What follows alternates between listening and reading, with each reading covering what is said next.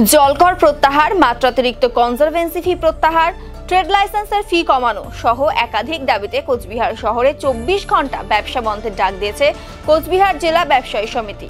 সেই অনুযায়ী শুক্রবার সকাল থেকে বন্ধ দোকানপাট।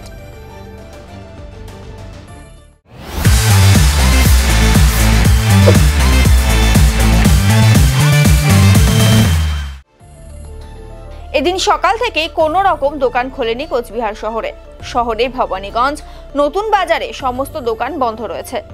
ব্যবসায়ীদের অভিযোগ, কোচবিহার পৌরসভা ব্যবসায়ীদের মাত্রাতিরিক্ত কনজারভেন্সি ফি, ট্রেড লাইসেন্স ফি, জলকর ও নামজারির ক্ষেত্রে দ্বিগুণ টাকা বাড়িয়ে দিয়েছে। এই সমস্ত কর কম করার দাবি জানান ব্যবসায়ীরা। তাদের দাবি না মানা হলে আগামীতে বড় আন্দোলনে যাবেন বলে জানান ব্যবসায়ীরা জানান, নির্বাচনের আগে মুখ্যমন্ত্রী মমতা বন্দ্যোপাধ্যায় নিজে কর স্থগিত রাখার নির্দেশ দিয়েছিলেন। তারপরেও পৌরসভার চেয়ারম্যান তা করেননি। এরপর ব্যবসায়ীরা গত 2রা মে স্মারকলিপি প্রদান করেন। পরবর্তীতে সমস্যার সমাধান না হওয়ায় বন্ধের ডাক দেয় ব্যবসায়ীরা। ব্যবসায়ীদের বন্ধ সারা কুচবিহারের শহরের পৌর এলাকায় যত ব্যবসায়ী প্রতিষ্ঠান আছে তার আজকে 24 ঘন্টা ব্যবসা বন্ধ চলছে।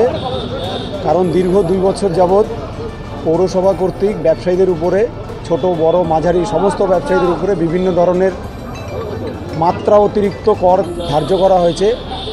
আমরা দীর্ঘদিন পৌরসভাকে আবেদন জানিয়েছি। সেই আবেদনের পরিপ্রেক্ষিতে কোনো কাজ না হয় মাঝখানে কুচবিহারে মাননীয় মুখ্যমন্ত্রী এসেছিলেন। তিনি আশ্বাস দিয়ে গেছিলেন যে কোনো রকম কর আর বাড়বে না, কিন্তু তার পরবর্তীতেও আমরা দেখলাম করের নতুন করে বোঝা চাপানো হচ্ছে।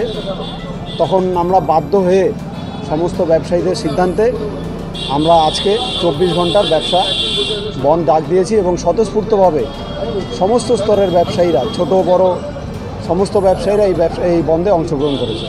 সাধারণ ব্যবসায়ী বলতে কি বোঝায় সেটা আপনাদের কাছে যদি কোনো সংজ্ঞা থাকে, আপনার সারা কুচবিহার পৌর এলাকায় ঘুরে দেখে নেন সাধারণ ব্যবসায়ী বলতে কি বোঝায়।